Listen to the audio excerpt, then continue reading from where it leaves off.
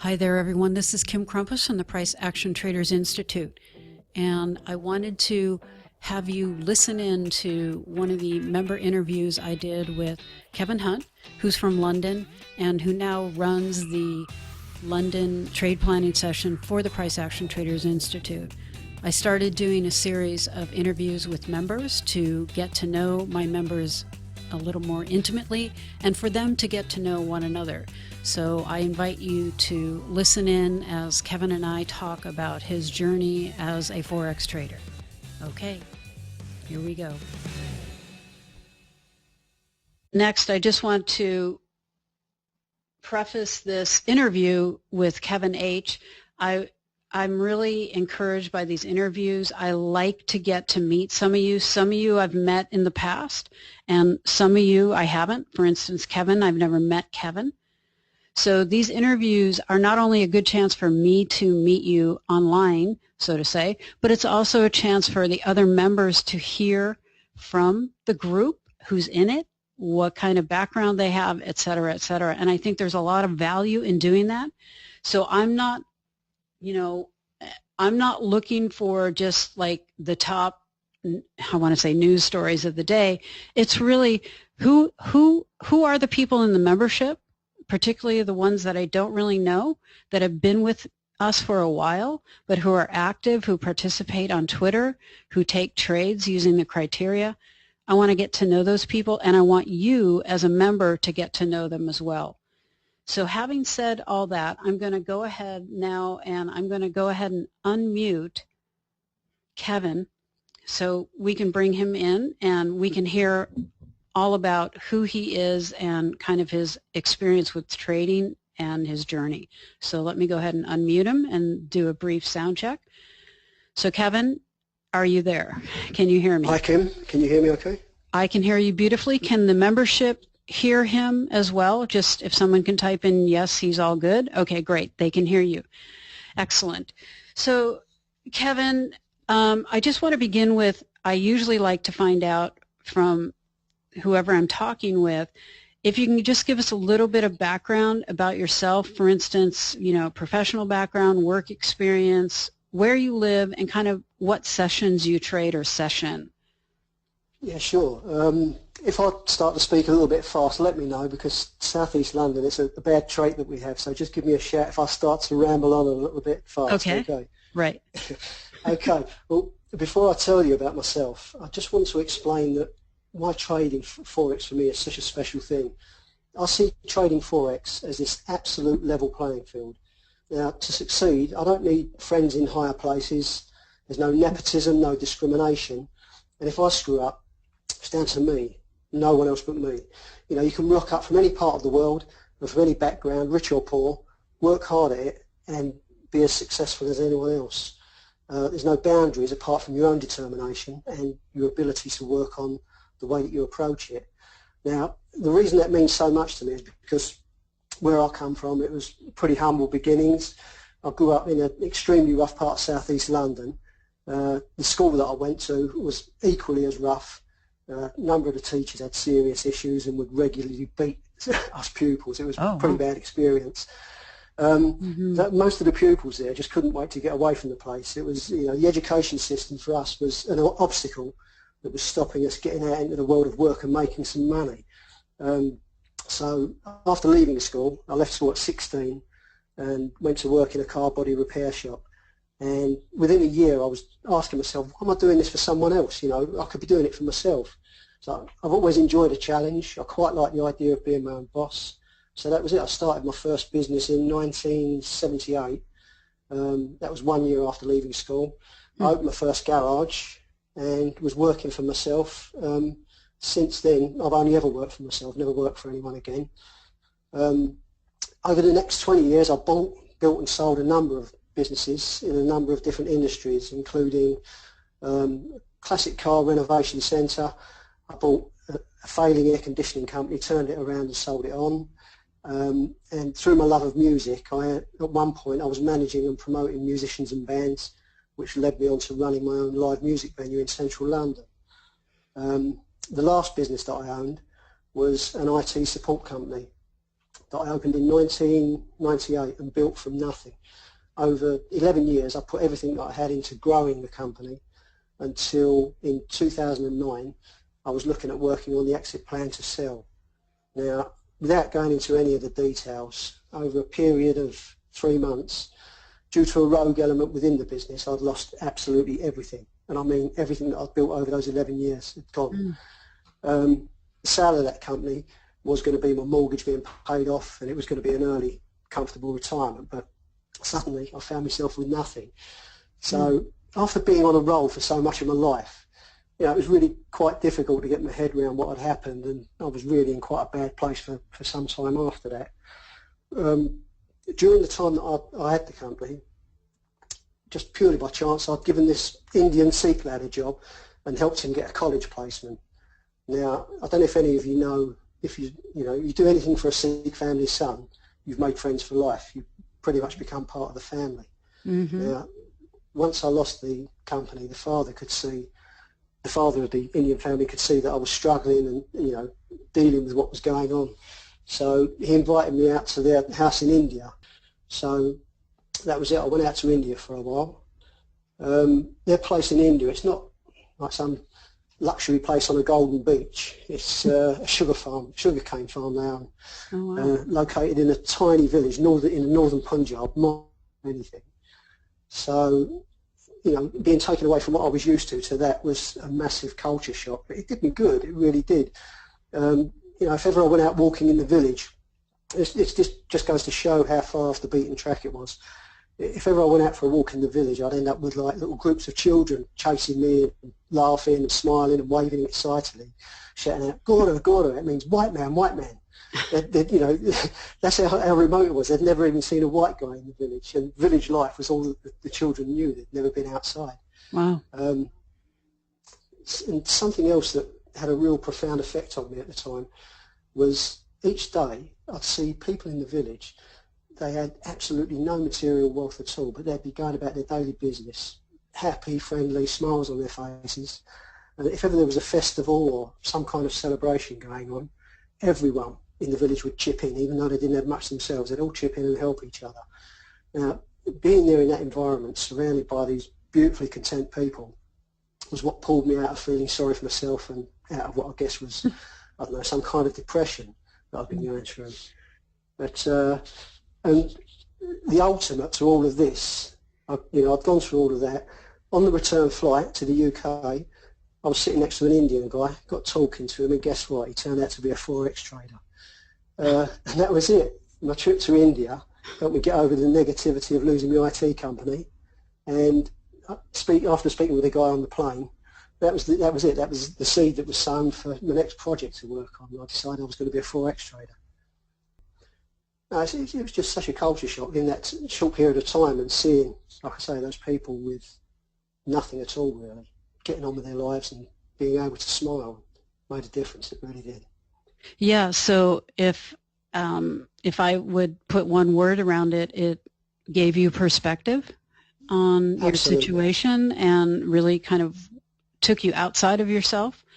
And sometimes that's what it takes. I know because I've been through not a kind of similar, losing everything in a company, and it takes a toll on you, but you do, hopefully either through family, friends, or someone you just happen to meet, takes you out of it so that you can get perspective instead of being caught in the weeds. So I appreciate you telling everyone that. So essentially, this gentleman on the flight back to the UK introduced you to Forex trading. Basically, he was just, talking about it. I mean, it wasn't the main part of the conversation, but it was just talking to him about what he was doing. He was trading his own fund, and it was from that. You know, he wasn't explaining it to me in a sense that, try this, you should do this. It was just something that was sown. And when I got back, it wasn't until a few weeks later that I started looking into it. Didn't really, I didn't really go full on at that point then. The chat with the guy on the plane happened in 2011. My real obsession took over in 2013. That was when, looking back on it, I started spending every moment that I could searching and studying for everything that I could find on the subject. Oh, very interesting. So 2011, you had a little spark about it and didn't really go full board into it for a couple more years after. So really, you've been in it for 3 years, maybe almost 4, depending on. That's right, yeah. Yeah, Mm-hmm. Okay, that's great. So we know that you obviously have been a member for a while, but for the people listening in here, will you tell them how long you've been a member and actually how you found us? I don't know if you took another course where I was a teacher in, but some people have said that, so I'm just curious. No, it was purely by chance. The first time I actually heard the name Kim Krompass or PATI was in June 2015. I was driving through London on my way home, listening to yet another podcast. I mean, every spare minute I had driving or sitting around here, I'd be listening to podcasts or studying something on the laptop or watching a YouTube clip. But no, this podcast, I was listening to it, and I can remember it's clear. I can remember where I was. I was coming through Highgate in London, and I heard this podcast start. It was the Trading Lifestyle podcast. Oh, right, with Hugh Kimura. Hugh, that's the guy, yeah. Yep. And you were being interviewed on there. Now, it just struck me. It was like an honesty there. You were very matter-of-fact in the interview when explaining the way that you traded. You made your method sound very simple. The fact there were no indicators, one time frame, not looking for patterns. I just like the idea of the transparency that you spoke about too. You talked about showing your trade entries. Your emphasis on integrity came across so strong. And even though I knew nothing about you, it's strange, the way that you spoke about what you were doing, I believed you. It's like I could trust you. It's a weird kind of thing, but that's how you came across in the interview. You came across as an honest and genuine person. At the end of the interview, you said that you could be found on Twitter. And I remember I pulled over in the car and quickly searched on my phone, found the Twitter, so I wouldn't forget it. I know I could go back to the podcast, but and I sat there having a little flick through some of the tweets to see what you'd posted. Then when I got home, I did a little research, had a look at the PATI website, and then I came across the interview that you did with a friend of yours, Dr. Linda Tucker. Yes, on another podcast. Yeah. That's right. I came across that, so I listened to that. And again, it was the strong sense of integrity and decency that came out in the interview. The other thing was that I could like you just said, I could strongly relate to many of your experiences, the good and the bad. And you spoke so openly about them in that interview. I don't know if the other members have heard that, but it really does give a good insight to you and the person that you are and some of the things that you've been through. So that was quite good as well. Again, that honesty came across again. And that was it. I just joined in, that was, when was that? June 2015.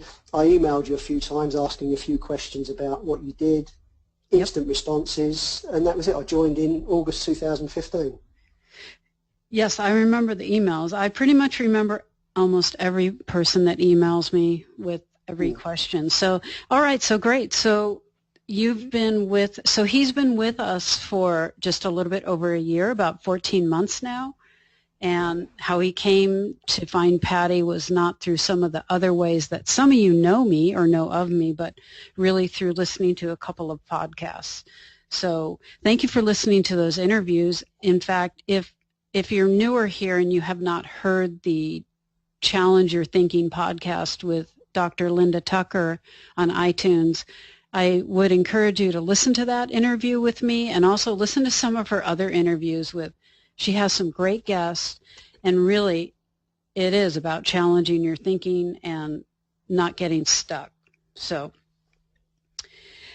well, then, before you joined us, what type of trader were you? I'll tell you what type of trader I was before that. Before I joined the group, I was the headless chicken type of trader. Okay. I was all over the place. I was trying this, studying that, looking at this, looking at that, having these amazing eureka moments when something was working, and thinking that I knew all the answers, only to find out in the end really I was behaving like a madman. I didn't have a clue what I was doing and getting wrapped up in some of the nonsense that's out there as well. Right. I was signing up to all kinds of stuff. one of the best was a company. Don't worry, Kim, I won't mention any names. You can. It doesn't. You know what? I wouldn't do it. I really wouldn't. That's not my style. But okay. they used to. I signed up with them, and they would email me signals every day. And that was fantastic. It was great. Every day the emails would arrive with these signals. The only problem was that they forgot to mention that to take advantage of these signals, you'd need a Back to the Future DeLorean car. Everything they put through had already happened. You looked at it and you could see those moves, and you could actually look back at charts that happened hours before, days before, and you could see it was just ridiculous. It was a complete scam. It really was. Yeah, yeah. It was just madness. So anyway, after that, like I say, I've been through a lot of things that were quite obviously scams and just didn't work. So I just decided to take a more logical approach to what I was doing. And so what I started doing was looking at as many successful traders as I could who were open with their results or were well known for being successful traders and their methods of trading. I studied and experimented with moving average crossovers, Bollinger Bands, missed pivots, RSI, MACD, everything, the whole lot, the full works, and you know, pretty much everything else that I could find. But I mean, there's a lot of successful people out there with many different approaches in what they're doing, using those things. But it was just so confusing for me. It really was. I was totally confused with the variance of what these people were doing. So I decided to step back, and instead of looking at the differences in their strategies, I thought, well, look at all these people who are successful and try and find something, if anything, that they've got in common with each other. And I did. You know, it didn't take long to realise that there were two things that pretty much all of them had in common, and that was money management, risk management. They were all repeating that over and over again, and also all of them had this fight to gain control over their mindset. So you had the psychological side and the money management that all these successful guys had in common. And it sort of like struck me that, well, this strategy isn't so important as long as it's got that edge and it's working, but you've got to get those other two things down. You really have. And from that point, it took me no time at all to discover Mark Douglas, as almost everyone who was successful and doing okay would mention him in his books. So that was it, really. It was looking at those two, finding those two aspects, and then realising that the strategy wasn't quite so important, but it'd be nice to get rid of all that nonsense that's on the screen, like you say, you know? Yeah, and that's what, I mean, there are a lot of good strategies and methodologies out there, no doubt. But the one thing that I've found, too, is not only the money management and the mindset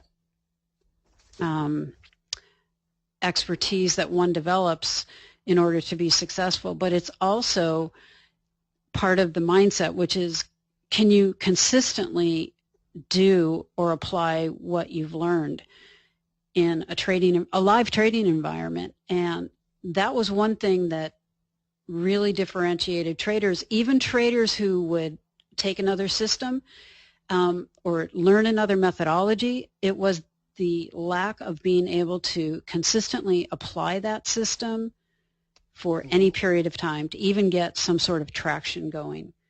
But also, a lot of it was to, like you said, and was my experience and a lot of other traders' experience, which was looking at this stuff sometimes was so confusing. It would look like you knew or could understand what was happening, but then I never felt like I really had a grip on, okay, where do I actually enter this trade? So, well, one of the things I wanted to know is, because I know there's some people in here who are newer, who have just joined us, and one of the things I hear from the newer people is the pace, and the pace of trading that we do. It's quick, and it's being a day trader. It's getting in and out of the market. It's getting flat at the end of the day, which I love because I can go about my day and not have to worry about risk in the markets.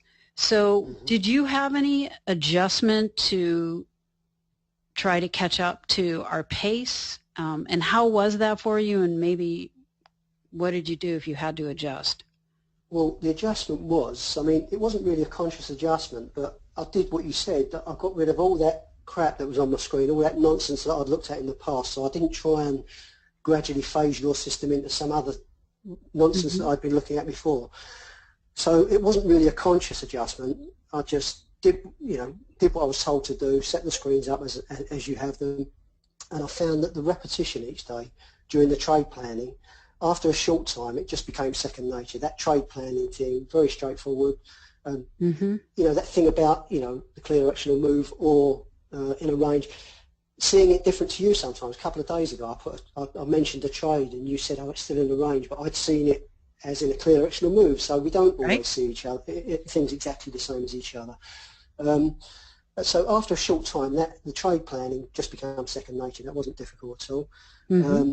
I can't remember where I heard this analogy for. It might have even been you, but this analogy is spot on, that doing what we do, whether it be the trade planning or actually looking for criteria and getting in and out, the actual analogy that I heard was doing what we do can be likened to driving a car, in the sense that if you stop and analyse every single thing that you do when you drive a car, from the moment you approach the car with the key to getting in, driving to your destination, getting out and locking the car again, if you could actually break that down, every individual part of it, it would blow your mind. It really would. Yep. But driving the car for the majority of people takes very little conscious thought. You just do it. It becomes a natural process. And that's what the trading plan became after a while. Didn't even have to think about it. It was just instant drawing the lines, yellow line. Yep. But now, taking entries on criteria is the same for me. I'll flick through the charts, and because I've worked really hard on the psychological side of things, if exact criteria isn't there, I actually say in my mind, no entry, as I'm flicking through, no entry, no entry, no entry, as if, like, I don't know, if I was approaching a street with a no entry sign. That's the law. If the criteria isn't there, then there's no way that I can enter. Simple as that. No questions, I can't enter. And like I say, it was studying hours of psychological talks and seminars that's really helped with that discipline. That fear of missing out really has disappeared for me now. It's gone, completely gone. That's great to hear, because a lot of traders still struggle with that. And I mean, for me, I'm the same way. I don't take the trade without criteria ever. I don't. But like on a day like today, a day like today was really difficult. And I ended up down, but so did I. I don't feel bad about it. I did everything that I was meant to do, and you just do what you have to do, and that's it. Whether you win or lose, you just do it. That's right. And I mean, I ended the day down also. I've had 2 down days this week, and yesterday was the only up day I've had. But you know what? I'm like you. I love to be able to, like I say, look at myself in the mirror at the end of the day and say, I did everything exactly as I said I would. I'm in integrity with my trading, and hey, it is what it is. Some days are just like that, and I'll come back tomorrow ready for the next day. Exactly. So that's great. So what about, this style of trading, works for you and your lifestyle? For instance, do you feel like you have a lot of freedom? Because I know I do, once the trading session's over. And how does that fit into your lifestyle? Let's put it that way. It fits in perfect. It really does. It's like, I don't know, the freedom. I've never had this kind of freedom before. Even though I've had complete freedom in being my own boss and being my own person all these years, this is like nothing I've ever experienced before. It's like, usually if I'm in the UK, I'll listen to Cam in the morning while I'm having my breakfast. Not that I don't trade the London session, but I like listening to Cam. There's often some gems regarding method and mindset from Cam. I enjoy listening to him, I really do. Right. If there's red news before or during the London session, I'll occasionally trade just that red news event. I don't make a special effort to be at the screen for it, but if I'm there and I'm looking, and if there's anything to be taken, I'll go for it. Almost always, well, pretty much always, I trade the New York session, and that's it. But I just go through the process. After going through the trade plan in the New York session, I like to just get a feel for what's happening. With the pairs that we trade, I usually flick through all the US dollar pairs, then all the Japanese pairs, get an overview of what they're doing, seeing if they're moving together, compare that with the others like the Euro, Pound, the Australian dollar, and the others. And that way you can sort of like build a picture up as to what's moving. And then religiously, just go through that, and like I say, stick with the criteria. Win or lose, I'll go for that, and whatever happens, happens. At the end of my trading week, every week, I'll reassess what my lot size will be for the following week. So by looking at my total capital, and by using the baby pips position size calculator, I'll do what you said. I'll make sure it's only 0.5% on any one trade. The other thing that I do regarding the risk management now is I'll only ever deposit 1/3 of my total capital with the broker. Exactly. If they go belly up, all right, I still don't want to lose that money, but I can survive. I can get through it. I'm not going to lose everything, and I can carry on trading with what I've got left. But putting that 1/3 in there makes me feel much happier. And here in the UK, we get good leverage. Now, I don't use that leverage to go stupid and put ridiculously high lot sizes on. It's purely so that I can keep a small amount of money with the broker and trade the trades that I want to trade. The other thing with the lifestyle of it, and getting used to this, is I find it really strange that most of my time is spent when I'm trading is not actually doing a lot. You're flicking through the charts. But before any of this, anything that I'd ever done, the working day was filled with meetings, taking phone calls, dealing with emails, looking at new products, meeting people. There were never, ever enough hours in the day. And the waiting game, sitting down, doing nothing a lot of the time, is really, really difficult, but such an important part of trading to get used to. Again, that mindset thing. Resisting the temptation of looking for something to do when the rules say there's nothing to do can be difficult. But the PATI style of trading for me and my lifestyle is perfect. The location freedom of that trading, what it brings is priceless for me. My partner, she's originally from northern Thailand, and her folks, they're still living out there. We're looking at spending more time out there ourselves now. I'm growing a little bit tired of the UK and the weather and everything else, so we're really looking to spend more time in Thailand. So trading using the PATI strategy works so well for me and my partner, because she's got her own account now and she's learning the system herself. So we're both actually trading it side by side, which is good. So when we're here in the UK, we could, if we wanted to, trade the London session 8 o'clock in the morning, or New York at 2:30 in the afternoon. When we're in Thailand, UK starts at 2 o'clock in the afternoon, or New York starts at 8:30 in the evening. So getting in and out of the market, as you and everyone else knows, is never usually more than 3 hours on a bad day. So this gives us so much free time to fit in the other things that we want to do. When we're out in Thailand, we want to try and give a little bit back to some of the people that need a bit of help out there. Spend a bit of time with some of the children, teaching them English, things like that. And also, because of what happened, my experience in India, I'd like to be able to spend a little bit more time out there, doing a little bit of work for the people, who gave me so much without even realising it. So it'd be nice to give them a little bit back. But the PATI day trading allows me to do that. I can be anywhere in the world. All I need is the laptop, internet connection, or even my phone I can use for the internet connection, and I'm up and running. I can do it, and it's simple, and I'm not stressing overnight about open trades or anything else. It's absolutely priceless to me. It really is. Yeah, that not stressing overnight was huge shift for me too. And I was going to ask you about your trips to Thailand, because I know there's another member in here who you, I believe, recommended PATI to, and that's Mark. And hey Mark, we're going to have to get you on here too. And so I know one time, you guys were listening into the webinar when Mark was... Yeah, that's right. Yeah, that's it. Yeah, the webinar was, we had to get up a bit late. Yes. Get up. No, we didn't. No, we stayed up late. That's right. Mark, I've known him since, when I was doing the car thing, when I first left school. We knew each other way back then when we were 16 years old. Right. We've been friends ever since, and I just recommended this to him, pointed it out to him, and that's how he got involved in the group as well. So.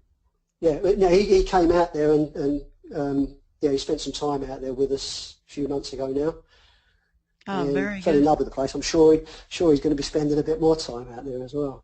Lovely. So, hey, Mark, he just typed in, hi, Kim, so I know he's listening in to your interview.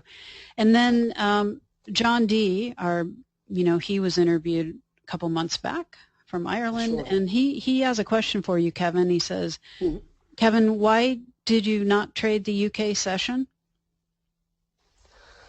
I know that when we go into a trading or any session, we don't know what's going to happen, but I prefer the afternoon session. It gives me my mornings. If I need to be out and do anything, I always organise it first thing in the morning. I'm always up early. I get up at 5 every morning and get everything done in the morning that I need to do, and then I can relax and chill out and sit down in the afternoon.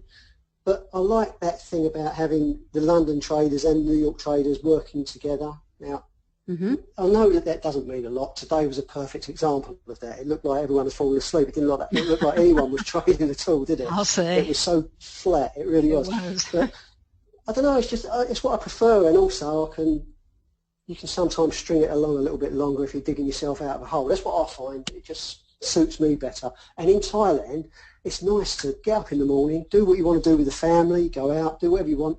And then evening time, you'll be at home. You know, we're not drinkers, we don't go out, anything like that. So we'll be at home, and then I can sit down in the evening, and that's the end of the day, and I can trade until I need to go to bed. So that's why I stick with the New York session. Yeah, that's great. He said, thanks, Kevin. So you're welcome, John. So one of the things, you know, that I'm really big on is knowing exactly what to do when you open your charts, because so many traders I've met, and even myself way in the distant past, was this feeling of I opened my charts and I really wasn't sure what to do, and I couldn't control the amount of time I spent, especially holding positions overnight. So yeah. I'm assuming that you really love that too, that you know exactly what to do once you identified the trade plan, and that you can control the amount of time you trade, because you said, I like having my mornings or my days when you're in Thailand, and then you sit down for a limited amount of time and boom, you're done. And that's very much like me. Yeah, perfect. And that, you know, like I say, that suits me. The afternoon session suits me. But the other thing is with the PATI, the way that you trade, your system, I think it's 2 days this week when I've started a little bit early, and I've managed to get in, get out, and I've made reasonable pips. You know, I don't know, it was 54 pips one day, and you know, so you know, it gives you the option to do that, to get in, make your money, get out if the movement's there, and that's it. You can shut down, and you don't even have to think about it. You know, you can just walk away from it, like you say, and just go and do other things. Just cast your mind to other things. You don't have to be constantly pondering on this. The only thing I keep pondering on is finding more psychological seminars to watch. Yeah, more mind work, right?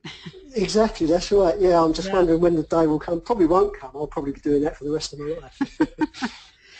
Yeah, probably. Although, you know, I'm going to ask you what your favorite trading book or any book that you loved. And I've got a book I want to share with that I've just finished reading, that it's not on trading, but I'm just curious. I know you mentioned listening to Mark Douglas or reading his book, so I'll let you. Outside of trading, I like reading biographies, but inside of trading, obviously, as with almost everyone else, anything that Mark Douglas created or was involved in, you know, Trading in the Zone, Disciplined Trader, both great books. And you know, I've got Trading in the Zone as an audio book, so again, I'll be listening to that while I'm driving or constantly. It's almost like it's on repeat, because I don't know why, it seems like every time you listen to it you pick up something else. It's like another moment, like this light bulb moment. It's incredible, it really is. And the other thing is, it's also worth searching online for some of his seminars and interviews, because there's stuff online now that you can find of his, and that's great, seeing him working with an audience. Again, you know, there's some priceless lessons to be had from him, there really is. So, and I've reached a point now where I know that I don't need to be looking for the next strategy. That's finished. That's out the window. That's gone. Yeah. Your system works. I know it works. I know all I need to know about risk management. That's just numbers, simple maths. Yep. Any spare time now, like I say, it's spent trawling through psychological books and whatever I can find online, really. That's about it.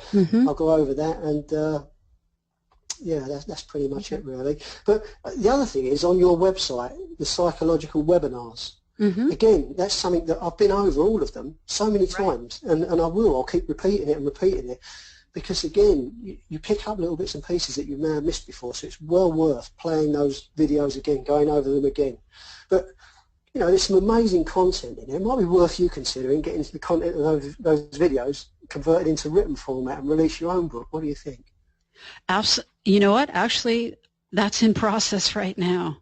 There you go. That's a great idea. There's a young lady in Bosnia, of all places, who I was introduced to from another business owner who said she does wonderful transcriptions. So she'll transcribe this webinar for us too. She's doing all the member interviews. She's transcribing those, and I've got her on the psychological mindset trainings to transcribe all that, because I know some people like to read too, as well as have to sit and listen. Some people don't want to do that. They'd rather have something in their hands. So that's in process. Fantastic. But the other thing, Kim, if you do get to, I know you're busy, or you might not be busy, you might like just enjoying yourself and relaxing, but if you can, try and release it as an audio book. Because those audio books, I'll tell you, they are priceless. They really are. You know, people at the gym, you're driving, anything. It's so many, and again, it's so much more convenient to just have that plugged in your ear while you're doing other things. So true. You can just listen. But if you do that, do it yourself. Do it with your own voice. Okay. Yeah. That I is probably really would. important. Really important. Yeah, I probably would do it in my own voice. That's good. You know what's there. You know what the thoughts are and the feelings behind what's there, and you'd be able to relay that and portray it much better than anyone else would. Well, thank you. So Ed says, Kevin, please share any of your psychological webinars, because he could always use some more too. So if people have great webinars or podcasts or anything they want to share with the group, you can always email them to me, and I can make sure that it gets posted out to everybody so that we can all share in it. That's great. I'll do that. Yeah, I'll send you some links. Yeah. Perfect. Okay. So again, there's some newer members on this webinar today, and is there any advice you could give maybe a newer member or someone who may still be struggling to get consistently profitable, and maybe help encourage them along? Absolutely. It's one of the turning points for me is you will often say when you place a trade, or you'll say to the members, when you place a trade, it's not about being right, it's about doing the right thing. Now, even though I'd probably heard you say that 100 times before, I don't know what it was, but suddenly that phrase hit me like a ton of bricks. It was like bang. It suddenly struck me what that meant.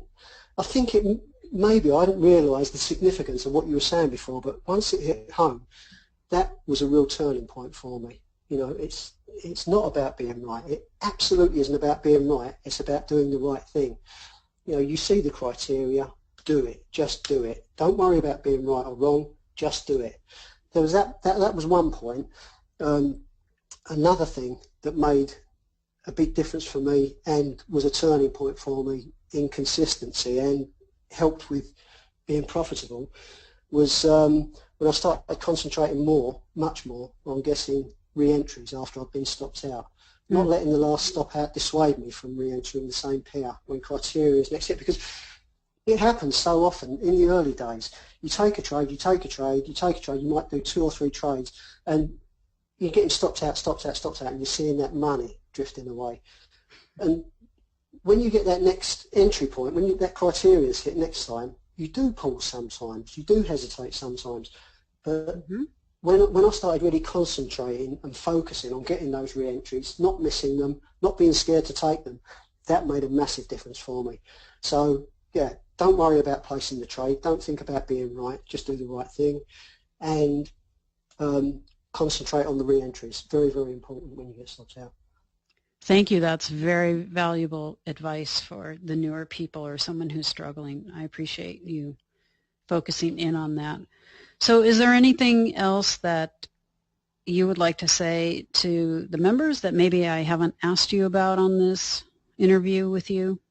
Or have we covered it all? Yeah, okay, if I can address this directly to the members, and it's for those members who, on a day like today, when trade after trade's going against you, and it really does feel painful sometimes. I can remember the early days, it really felt like someone was pulling my heart out. It hurts that much when the trades were going against me constantly. It hurt.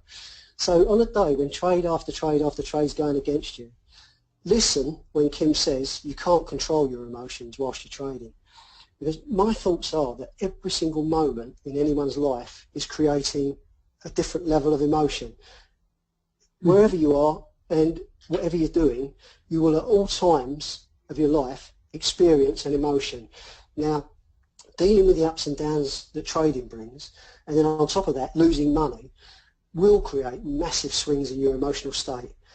And that will tempt you to start bending or breaking the rules. You know, you'll occasionally see Kim tweet out, "Grr," or Cam putting out a disguised expletive, but you know, both of them on a slow or difficult day get up and go outside to clear their heads. Yep. Now that's a clear indication that even with your experience and Cam's experience, you're still feeling it. Oh, You're yeah. still feeling the same as what other people feel. Even with your experience, you're still feeling those emotions. Now, the secret, I believe, is not to try and control or suppress those emotions. Just ensure that you don't let those emotions change your rules or the game plan. Just be sure to stick with the method. Don't waste your energy trying to control your emotions. Use that energy to control the way that you trade. Absolutely. Well said. And that plays right into the book I want to tell everyone that I just finished reading, which is a book. The title is called Extreme Ownership, and it's written by two former U.S. Navy SEALs. And it's very similar to how I think and approach the markets.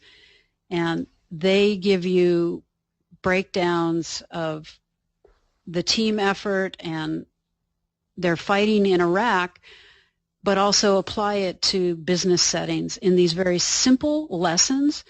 But it is so important about taking ownership, keeping things simple, having emotional, like Kevin was just talking about. There are going to be emotions, but if you can realize they're happening, but keep the overall mission, which in our case is what? To make money, or what? Control our losses.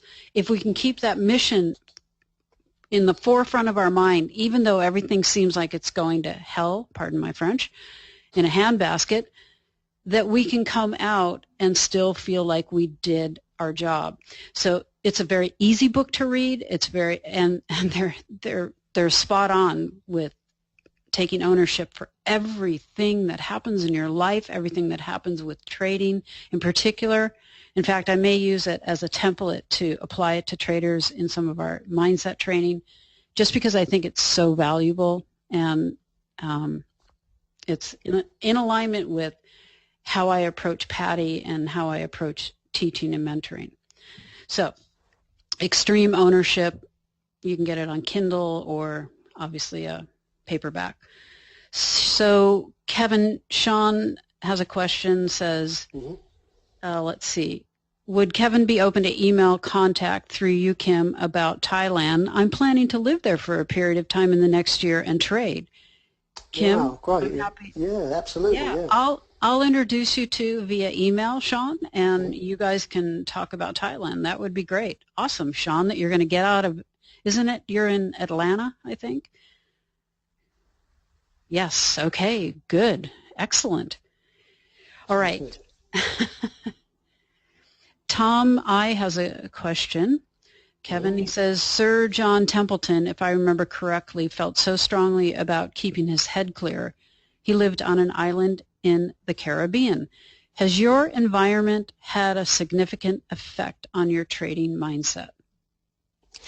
I'm quite lucky. I mean, when I'm in the UK, I'm in a little village called Bexley. It's in Kent. It's quiet. It's quite nice. It's not bad. And where I sit and look out the window, I've got trees. And in Thailand, same kind of thing. You know, I've got this beautiful countryside surrounding me. So, but I don't really know. I mean, being shut, I've traded in hotel rooms and all kinds of things. So, with me, it doesn't really affect me too much, the surroundings. It is nice if you can look out of a window and you've got a beautiful view, fantastic. But sometimes that can be a little bit of a distraction, and Yeah. you know, it can almost draw you out. But with me, it really doesn't affect me where I'm trading, as long as I've got a good connection, and you know, I can do what I can do.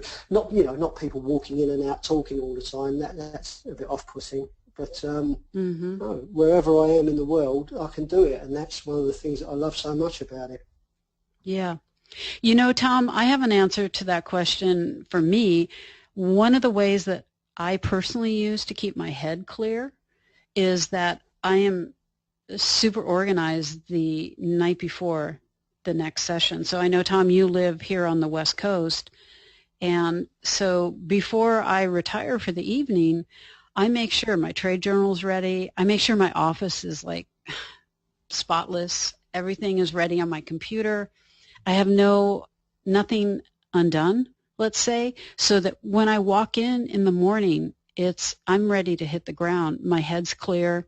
I know exactly what the news reports are. I read my journal the night before because I want to know, okay, what's coming down as far as news. So that's one way I keep my head clear. It just keeps all those little decisions that can add up to a lot of decisions out of my head. And that's one way I keep my mind clear. So, all right then. Any more questions for Kevin? If not, we'll go ahead and wrap this up. And Kevin, I just want to again thank you for being willing to come on here to talk with me and to let the members in to your world. Not a problem at all. Thank you so much for showing me a way through this. Mark has a comment. Kevin likes coffee and chocolate biscuits for his concentration. Of course, yeah, that's another essential, yeah. Coffee and chocolate biscuits, yeah. Yeah. But no, thank you, Kim, for showing me a way through this trading malarkey and getting it sorted out. It's good stuff, it really is. And I've recommended a guy called Paul to you and some other people. So anyone that I can show this to and talk about it, I will do, because I believe in it so much, and it's made such a difference to my life. It really has. Thank you. Absolutely. And my pleasure. Everyone, have a good rest of your day and evening. And I will see everyone tomorrow for the New York trade planning session, and Cam will see those of you for the London trade planning session.